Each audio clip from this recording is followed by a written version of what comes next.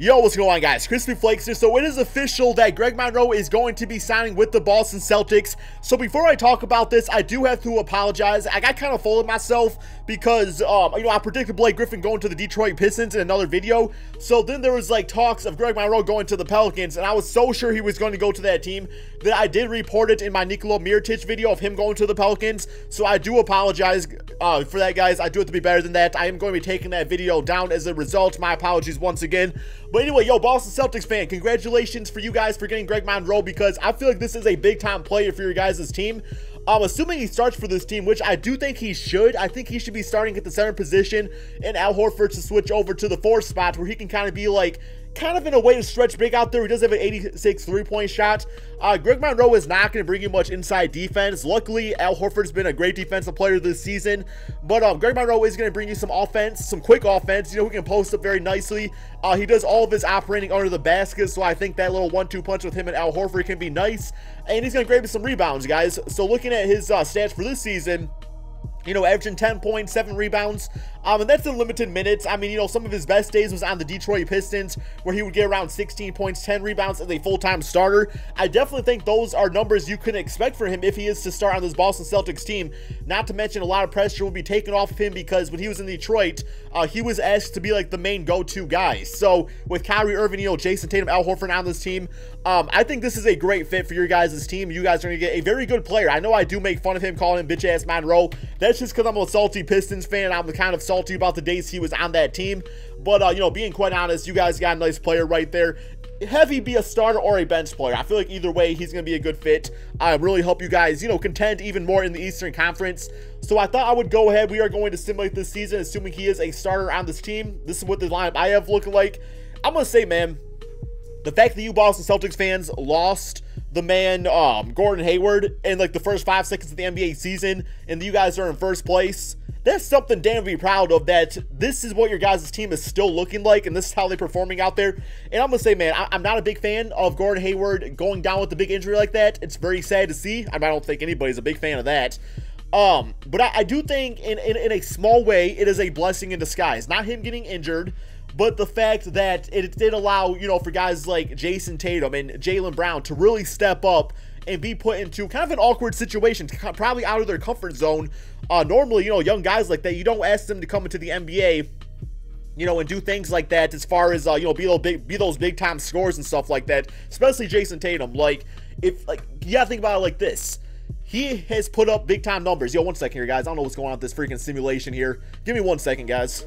Okay, sorry about that. I had to turn off the freaking trades because for some reason it always makes the simulation go really slow. But yeah, okay, so far 2K is freaking hating on this trade. Oh my god, dude. Yo, disrespecting the Celtics, 2K. I want to say, guys, I have a video on my channel of proof that 2K actually does hate the Boston Celtics. But I like using the simulation here just kind of as like a backdrop for me to talk about the whole situation. Anyway, it's a bit different, I would say. But yeah, because let's say Gordon Hayward comes back next season. Well, all these NBA teams out there know that the yo, look, I mean, we got the fire stats from Greg Monroe there. 1 second here. Yo, somebody go down with injury or something like that. All right, yo, let me give some more minutes here to these guys. We'll do this. But yeah, like, these NBA teams now know what Jason Tatum is capable of. So even if Gordon Hayward does come back and you guys keep Greg Monroe because he's a great fan, decide to keep him as a star with Al Horford, all of a sudden you have a freaking huge trade piece of Jason Tatum. Now, I know a lot of Celtic fans don't want to see him leave the team. I don't want to see him leave the team either. But I'm just saying, like, there is that mindset going into it. But I do think that the freaking Celtics would definitely, like, make Greg Monroe a 6-man before even deciding to trade Jason Tatum, right? Like, they would go down that route with things. But yeah, so, yo, just if you're an NBA fan as a whole, or really a Boston Celtics fan, give me your thoughts on Greg Monroe. Do you feel like he made the right choice of going to the Boston Celtics? I mean, he wanted to go to a contender. Brad Stevens is like is probably, I don't know, man, he's definitely in that realm of best coach discussion in the NBA, like the best coach as of right now. I know Greg Popovich and Eric Spoelstra, the guys like that, are still in the NBA, but what Brad Stevens has done, given the situation and the mental freaking just handicap of losing Gordon Hayward, it's been spectacular to see. So yeah, the simulation's kind of whacking here, guys. Freaking Pacers move up to 2nd in the Eastern Conference, Celtics 3rd. Hopefully they still make some noise in the playoffs. Simulate through dates there, and we're probably not gonna see, like, yeah, yo, let's check this out real quick here, see if any Celtics made it.